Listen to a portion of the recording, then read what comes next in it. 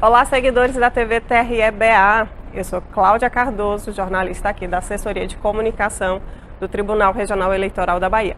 E este é o nosso terceiro episódio da série TRE-BA Explica, um bate-papo com tudo que você precisa saber para as eleições de 2022. Continuamos conversando aqui com o professor Jaime Barreiros, que também é servidor aqui da casa.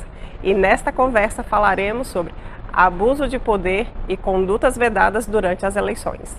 Jaime, agora nós vamos conversar sobre abuso de poder e condutas vedadas nas eleições.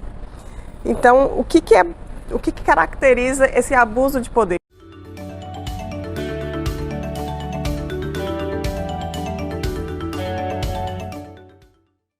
Bom, o abuso de poder eu considero que é um tema central, talvez o mais importante das eleições.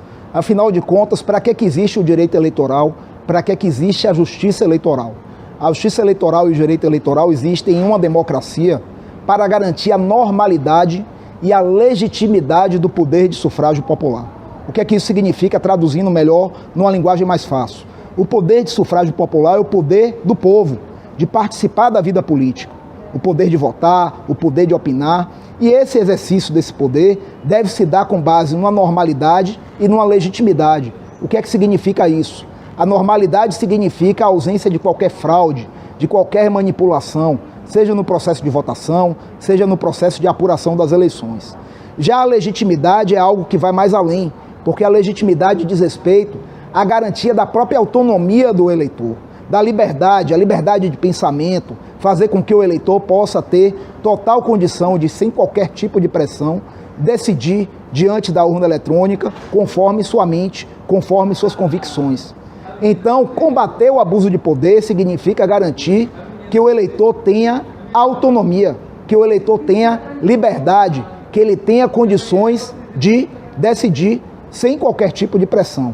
Então, a lei não define exatamente o que é o abuso de poder. A gente tem que ter muito cuidado na interpretação do que é abuso, por quê? Porque o poder é um pressuposto social. Todos nós somos animais políticos, exercemos o poder. Então, por exemplo, toda campanha tem dinheiro, então há poder econômico na campanha eleitoral. Toda campanha eleitoral se utiliza dos meios de comunicação, né? Toda campanha eleitoral, em certa medida, se utiliza da máquina pública de alguma forma, né?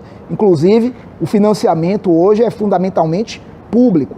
Então não é pura e simplesmente o uso da máquina, o uso do dinheiro público, o uso dos meios de comunicação social que irá caracterizar o abuso do poder, mas sim o uso distorcido, o uso desmedido, aquele uso que desvia da sua finalidade, aquele uso que não está de acordo com a razoabilidade, com a paridade de armas e com a garantia da liberdade e autonomia do eleitor.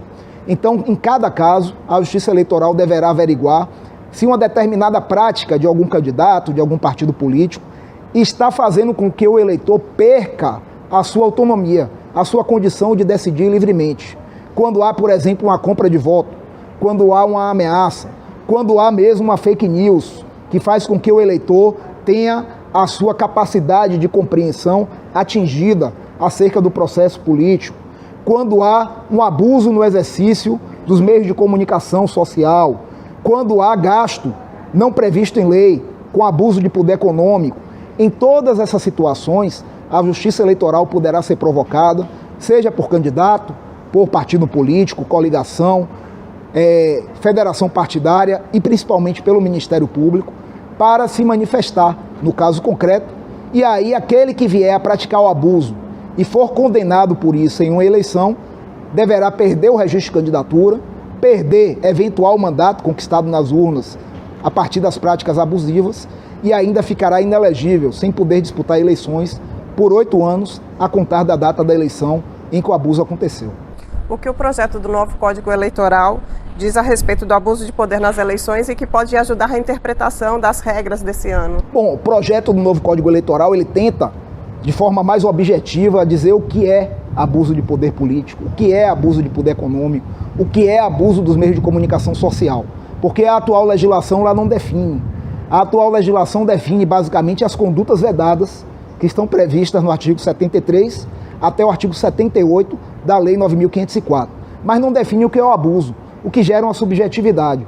Então o novo Código Eleitoral vem tentar objetivar o que seria o abuso do poder político, o abuso do poder econômico, o abuso dos meios de comunicação social, muito embora essa objetivação seja objeto de muita crítica. Porque, por exemplo, o abuso do poder político, de acordo com o projeto do novo Código, ele está vinculado tão somente ao abuso da máquina pública, o que impede uma interpretação mais extensiva, que já está ocorrendo na jurisprudência, de se considerar que o poder político não é apenas aquele poder vinculado ao Estado, dentro de uma visão, inclusive, de Michel Foucault, da microfísica do poder, de que toda relação humana é uma relação de poder, é uma relação política, e que se há abuso de poder com finalidade eleitoral em uma relação privada, por exemplo, uma relação familiar, uma relação professor-aluno, empregado-empregador, um abuso de poder religioso, esse tipo de abuso também poderá ser configurado como abuso de poder eleitoral, né? Hoje a jurisprudência vem caminhando nesse sentido já, cada vez mais, embora seja um tema ainda muito polêmico, existe aí uma faixa cinzenta para a gente definir se tais práticas são abusivas ou não, mas o novo Código Eleitoral restringe o abuso de poder político ao abuso da máquina administrativa. Vamos ver se ele será aprovado. Afinal de contas, ainda não existe Código Eleitoral novo. O novo Código Eleitoral é um projeto que foi aprovado no ano de 2021 na Câmara dos Deputados, mas está no Senado e muita água ainda irá rolar até que esse projeto vire ou nem vire uma lei. O mau uso das redes sociais pode implicar na caracterização de abuso de poder? Sim, o mau uso das redes sociais pode caracterizar, sim, o abuso de poder, o abuso dos meios de comunicação social. Recentemente tivemos uma decisão muito importante nesse sentido.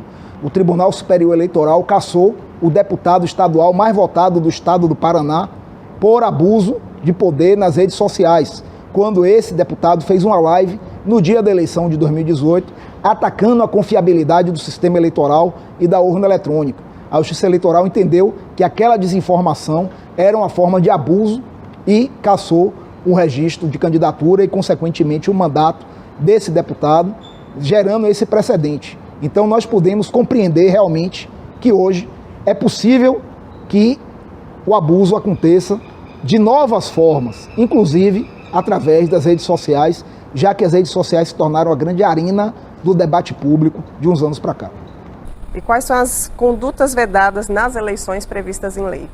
Bom, existem várias condutas vedadas a partir do artigo 73 da Lei 9.504. Vamos citar algumas. É vedado, por exemplo, em regra, contratação, demissão, exoneração de servidor público, mas não é uma regra absoluta também, isso é importante destacar.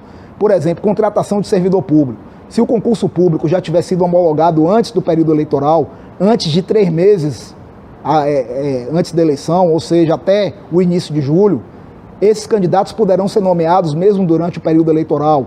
Se for um concurso para Ministério Público, para o Poder Legislativo, também pode acontecer, não é? Cargos de confiança, comissionados de livre exoneração e nomeação, também pode haver essa livre nomeação e exoneração no período eleitoral. Então a gente tem que observar que existe uma regra, mas existem também exceções. A mesma coisa em relação ao aumento salarial de servidor público. Pode ou não pode nos 3 meses anteriores à eleição?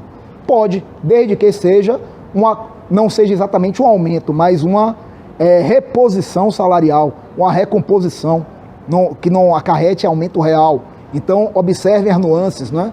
É mais uma questão que está prevista lá na legislação. Candidato participar de inauguração, pode ou não pode? Inauguração de obra pública. Nos 3 meses anteriores à eleição, nenhum candidato a qualquer cargo pode participar de inauguração de obra pública, porque isso vai caracterizar também uma conduta vedada.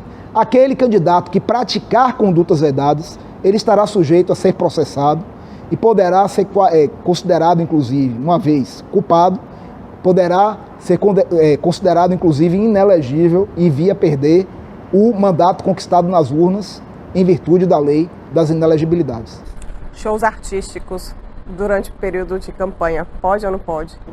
Bom, shows artísticos, uma questão muito interessante. Desde 2006 está proibido o showmício. O que é o showmício? Era uma prática muito comum quando o candidato fazia um comício para divulgar suas ideias e levava um artista, geralmente um artista famoso, uma banda de rock, um sertanejo, que juntava muito público, não é? E isso muitas vezes influenciava o voto. Então, desde 2006, esse tipo de prática está proibido. Entretanto, recentemente, o Tribunal Superior Eleitoral tomou uma decisão muito importante. Permitiu que shows fechados, onde haja cobrança de ingresso, possam acontecer como eventos de arrecadação de campanha. Então, um artista pode fazer um show no evento fechado, cobrando ingresso para arrecadar recursos para um candidato. Agora, o velho showmício em praça pública, gratuito para o eleitorado, esse realmente não é permitido. O que é a captação ilícita de sufrágio? Bom, a captação ilícita de sufrágio é a popular compra de voto. É quando o eleitor tem a sua autonomia, a sua liberdade violada, porque ele está sendo ali convencido a vender seu voto, seja em troca de uma vantagem, de uma promessa de vantagem, ou mesmo em virtude de uma ameaça. Porque muitas vezes o eleitor é ameaçado, e tanto na ameaça como na existência de uma vantagem ou de uma promessa de vantagem, ele está perdendo sua condição de autonomia, de liberdade.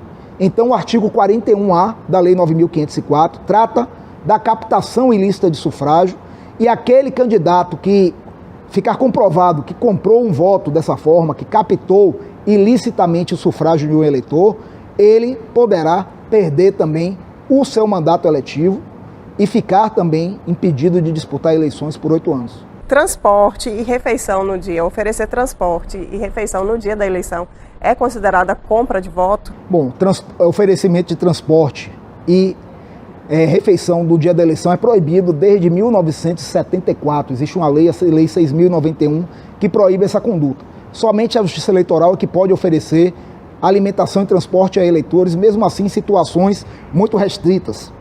O transporte, por exemplo, em zonas rurais, locais de difícil acesso, o transporte pode ser oferecido pela Justiça Eleitoral de forma oficial. É evidentemente que a proibição do transporte e da alimentação não impede que um cidadão faça uma festa de aniversário, por exemplo, em casa, para os seus parentes e ofereça pipoca e guaraná nessa festa, né? Ou qualquer outra alimentação. Da mesma forma como dar uma carona para o vizinho também não é problema. O que não pode é existir aquela finalidade eleitoral, né? Que acontece principalmente quando candidatos patrocinam em massa transporte de eleitores, distribuição de alimentos, de bebidas em troca do voto. Então, o caso concreto deverá ser analisado conforme o espírito da lei, que é evitar o abuso do poder econômico por parte de candidatos visando uma vantagem eleitoral.